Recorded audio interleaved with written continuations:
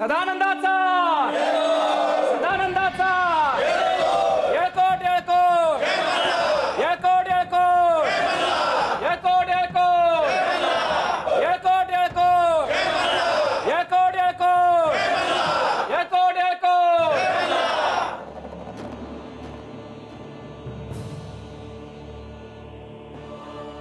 देवा देवी, आज नियोजित वेळेप्रमाणे कामकाज ठेवलेले आहे, ज्याच्यात लोकांचे प्रश्न सोडवायचे आहेत,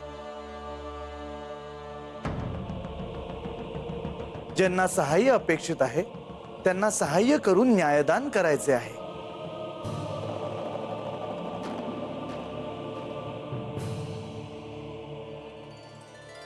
देवा, आजच्या कामकाजामध्ये पहिल्यांदा एक शेतकरी आणि त्याला कर्ज देणाऱ्या धनिकाला दरबारात येण्याची परवानगी द्यावी।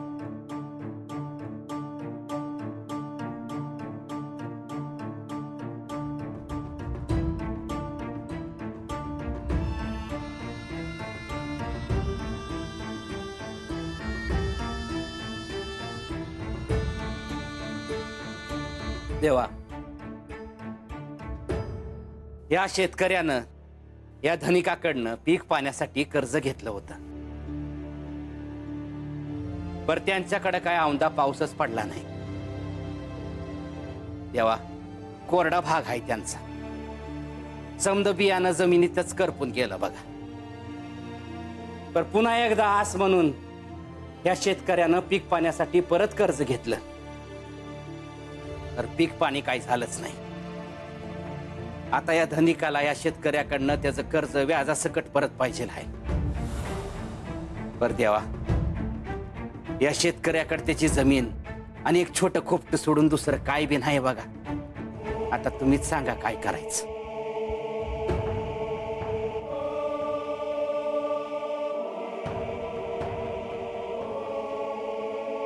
शेतकऱ्याकडे कर्ज फेडीसाठी तगादा लावू नये।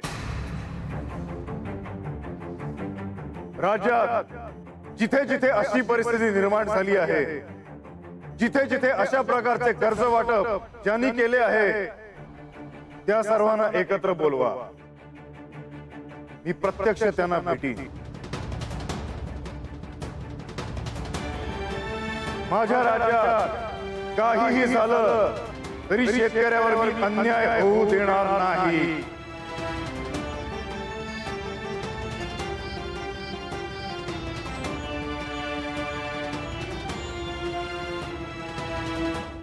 चिंता नसावी।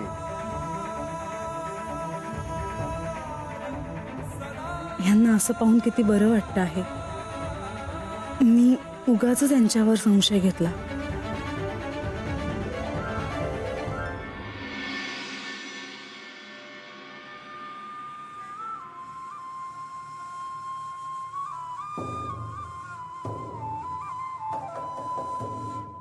मला आबानं हात बोलवलं, पर आवाज कुठं दिसना झालाय। काय राजा, काय झालं? अगं थांब की वाईफ, आबाल तर येऊ दे। हा सवय, बरं बरं। पण काय झालंय हे बी बोलणं झालंय यो आजा। त्या रंग्याचं तर बाहेर उभं रंग काळीजच दडदडायला लागलाय। आजा, ए आजा, अरे आबा, ये ये, बस बस। हा बस तू। काय रा आबा, लगोलग ये असा सांगावा धाडलास आणि ते बी आजाच्या घरला ये म्हणलास, आणि तूच कुठं दिसनास? म्हणजे तुमचं काय बी बोलणं झालं नाही वय? हे बघ शेवंता, म्या तुला हात का बोलवलं आहे हे आता आजा तुला सांगणार आहे। आता मंगाधरनं मी हातच बसले, आजा काय बोललाच नाही। काय रा आजा? काय शेवंती, कोणा मोठ्या माणसामोर हा इशे काढावा ना म्हणून बोललो नाही बघ। शेवंती, म्या बानूचं लगीन करून द्यायचं ठरवलंय बघ। अरे काय सांगतोस काय आजा? लई चांगलं झालं बघ। बानू तशी गुणाची पोर आहे, अरे तिच्याशी कोण लगीन नाही करणार? ती ज्या घरात जाईल ना त्या घरचं सोनं होईल सोनं. पर काय रे, पोराचं नाव काय आहे? अगं हातलाच आहे, त्या आपल्याच वस्तीवरचा. हातलाच आहे वय? ते एक बरं झालं बर का, म्हणजे बानू आजाच्या डोळ्यासमोर राहील. पर काय रे, नाव काय आहे पोराचं? अगं तुला ठाव आहे त्यो. अरे सांग की मग, कशाला उगा वेटळ घालायला लागलाय? रंगा. हा रंगा? भैष्यवंती, म्या बानूचं लगीन रंगा संगती करायचं ठरविलंय बघ. देवत पावला बाबा, देवत पावला. हे बघ शेवंता, आत्ताच्याला उगा कुणाला काय बी सांगू नकास. नंतरच्याला आपली जेव्हा बोलणी करायची असतील तेव्हा चांगला दिश बघू आणि मग सुपारी फोडू. आणि समजा आपलं पक्क झालं की मग वस्तीवर समजेच नाही सांगू. कसं? वय वय वय. हा.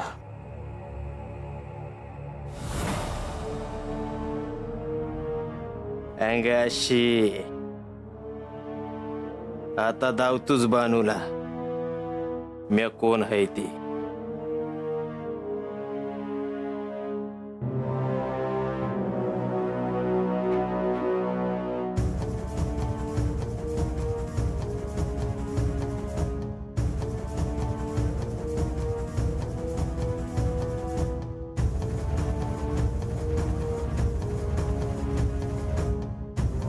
बानू, अगे बानू, अगं ऐकलंच का?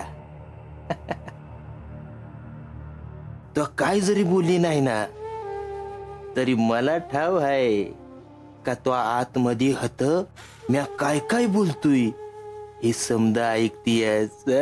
ऐकताय का नाही? अगं बोल की बानू. आता गप राहून काय होणार आहे वय? आता तू काय बी आणि किती बी वराडलीस तरी जी होणार आहे तीच होणार आहे ही पक्क ध्यानात ठेव. अगं आता विचारणार नाहीस वय काय झालंय ती? बानू, तुला कसं सांगू म्या मला काय वाटतंय ती? अगं एक लई चांगली गोष्ट आहे, आता तरी विचार की. तू नाही विचारलंस तरी मला समद्यासनी जाऊन सांगावं लागेल. वस्तीवल्या समद्याच्या घरी जाऊन सांगतो, आजूबाजूच्या वस्तीवर बी जाऊन सांगतो, म्हणजे समद्यासनी कळेल. पर ह्याची सुरुवात मी हातनं करणार आहे तुला सांगून.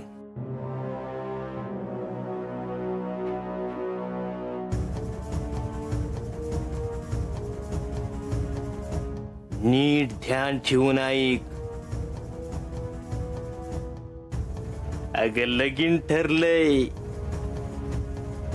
तुझं आणि माझं.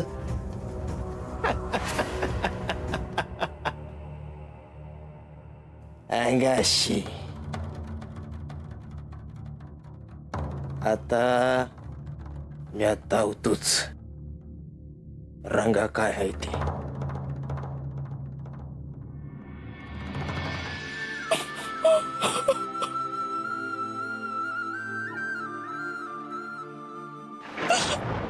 देवा, आपण सुचवलेला पर्याय उत्तम आहे, पण आपल्याला याही पुढे जाऊन काहीतरी करावं लागेल. देवा, कधी परीक्षा बनायची आणि हे समजा माझ्याच वाटेला का आलं?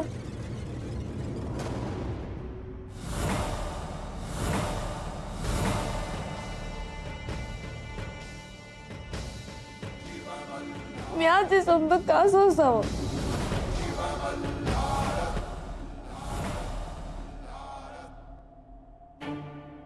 जन्मभर तुमची भक्ती केली, ही काही चूक झाली माझी. तीच म्हणू नका, रात म्हणू नका, तुमचं कधी बी नाव घेतलं नाही असं झालं नाही. ही काही चूक झाली बाई माझी. माझी चूक असेल तर मला सांगा तरी.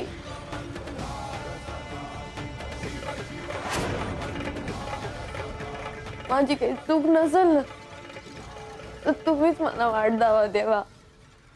कारण तुम्हीच माझा समजा आहे, माझं जगणं आहे.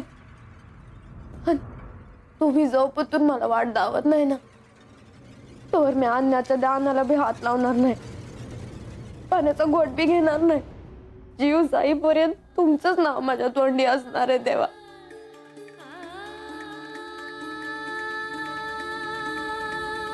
ओम श्री मार्तंड भैरवाय नमः. ओम श्री मार्तंड भैरवाय नमः.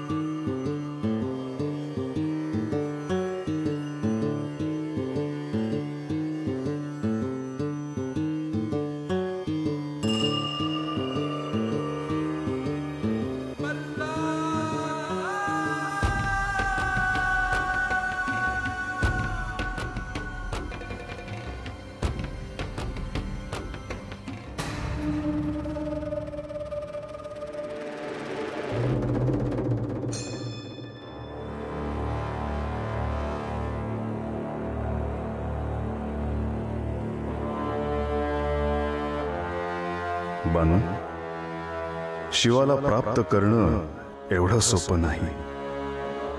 शिवाचंच हे रौद्र स्वरूप आहे. माझ्यातल्या शिवतत्वाला तू हाक मारली आहेस. तुझी ती हाक पोचणार नाही असं कसं होईल? पण बानू, ह्यानंतर आपली भेट होणं एवढं सोपं नाही. आपल्याला केवळ कोणाच्या रागाला सामोरं जायचं नाही तर पंचमहाभूतांसह रौद्र स्वरूप पाहायचं आहे. तुला त्याचा कुठलाही त्रास होऊ न देता ते सर्व मी माझ्या छातीवर घेईन. त्याला सामोरं जाईन आणि सर्व अडथळे पार करून तुला भेटायला येईन. पण तोपर्यंत थोडा धीर धर, स्वतःला जप. बानू, परम नियतीने ठरवलेल्या गोष्टीतही विघ्न असतात. तुला माझी भार्या करू शकलो नाही तर माझे रौद्र स्वरूप सगळ्या जगाला दिसेल आणि मग सृष्टीचा विध्वंस कुणीही थांबवू शकणार नाही. ओम श्री मार्तंड भैरवाय नमः. ओम श्री मार्तंड भैरवाय नमः. बानू, बानू थांब, मी येतोय. ओम श्री मार्तंड भैरवाय नमः.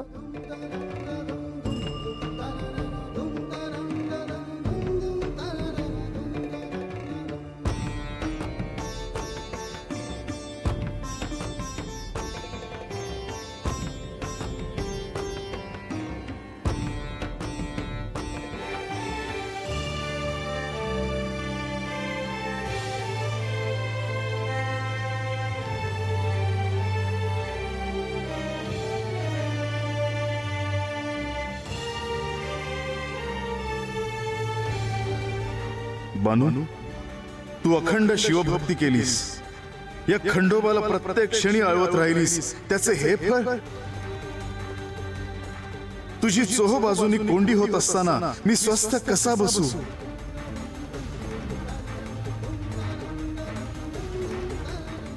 बानू, मला जर शक्य झाले तर मी आत्ताच इथून निघेन. आणि तुला घेऊन जाईन. बानू, बानू. चोडप्पा,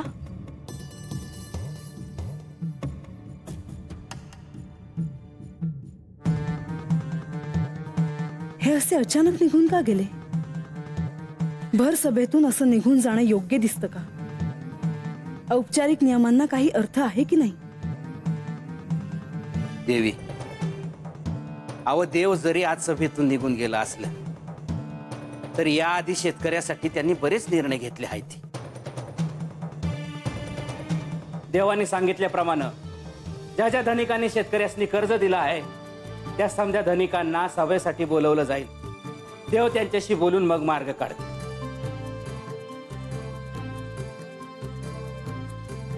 देवाने जे निर्णय घेतले आहेत ते महत्वाचे आहेत, तसेच होईल. परंतु प्रथम शेतकऱ्यांना जगवणं महत्वाचं. शेतकरी आणि शेतकऱ्यांच्या कुटुंबांना अन्नधान्याची कोठारं उघडी करून द्या. त्यांना जीवनावश्यक जे जे आहे ते उपलब्ध करून द्या. त्यासाठी राज्याच्या खजिन्यातून आवश्यक तेवढं सोनं काढून घ्या. पहिलं शेतकऱ्यांना जगवूया. सदानंदाचा येळकोट येळकोट येळकोट येळकोट येळकोट येळकोट येळकोट येळकोट.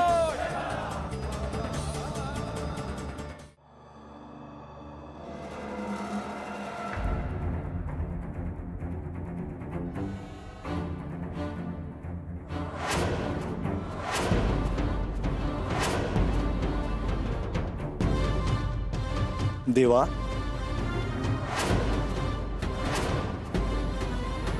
कामकाज चालू असताना आपण राज्यसभेतून असे का आलात? हा पुन्हा चर्चेचा विषय होईल. आणि म्हाळसा देवींना प्रत्येक वेळी आपण काय वेगळं कारण सांगणार आहोत? त्यांच्या सहनशीलतेचा आपण अंत नको पाहूया देवा. मला कळत आहे, पण प्रधानजी, माझी प्रिय भक्त संकटात आहे आणि आराध्याने असे असह्य होणे कितपत योग्य? प्रधानजी, मला आता बानूकडे जायलाच हवं.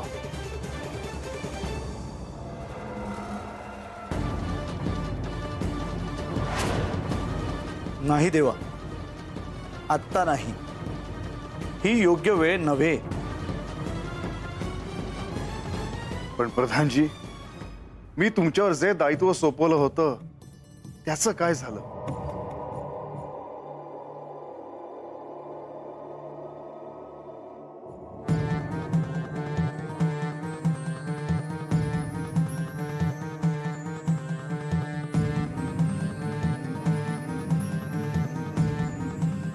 मुनिवर, आकाश, पृथ्वी जिथे कुठे असाल तिथून तात्काळ इथे उपस्थित राहावं.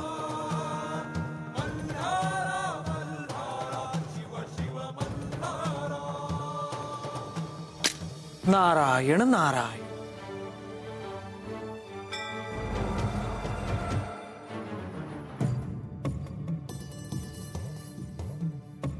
मुनिवर, देवाने आपल्यावर जे दायित्व सोपवले होते त्याचे काय झाले? मला एवढे आठवते आहे की श्री खंडेरायांचे बानूकडे जाणे न्याय्य कसे होईल हे ठरवायचे आहे. मुनिवर, आपल्याकडे जास्त वेळ नाही. आपल्याला जे काही ठरवायचे आहे ते आत्ता, ह्या क्षणी.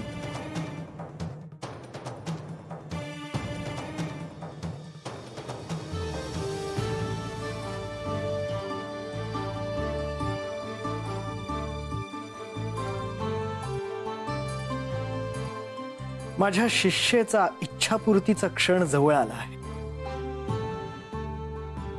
श्री खंडेरायांचं बानूकडे जाणं न्याय्य ठरण्याचा एकच मार्ग आहे, तो म्हणजे सारीपाट.